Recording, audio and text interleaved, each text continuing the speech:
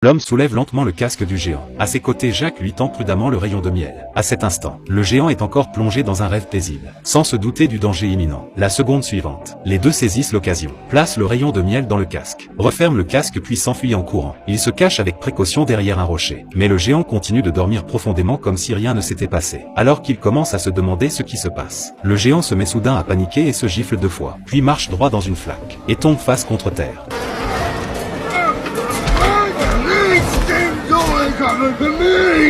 À ce moment-là, alors que ce géant malchanceux est sur le point de tomber de la falaise, il arrache soudain son casque de toutes ses forces, ce qui plonge instantanément les trois dans la panique. Ensuite, le géant commence à chasser les abeilles devant lui, essayant de les repousser. Mais une petite abeille refuse de partir. Elle vole sans cesse devant lui. Sous les regards de tous, le géant finit par tomber. Les autres ayant échappé de peu à la mort, éclatent de rire de soulagement. Puis il court rapidement vers la liane.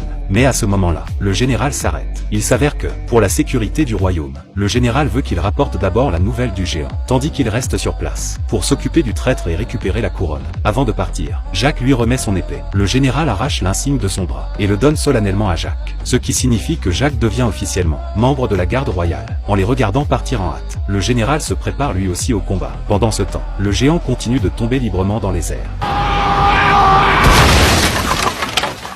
En entendant le tumulte, le vieux roi sort précipitamment pour voir ce qui se passe. Mais en s'approchant, il réalise qu'il s'agit d'un géant qui n'est pas apparu depuis près de 1000 ans. En voyant la réaction du peuple, le roi fixe la gigantesque liane, avec une expression grave.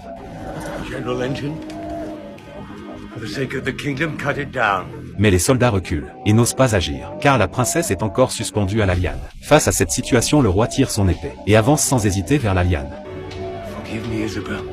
Après ces mots, il abat violemment son épée. En voyant le roi agir lui-même, le commandant adjoint donne immédiatement l'ordre. Les soldats abattent la liane jour et nuit, sans savoir que la princesse et Jacques sont encore en train de descendre.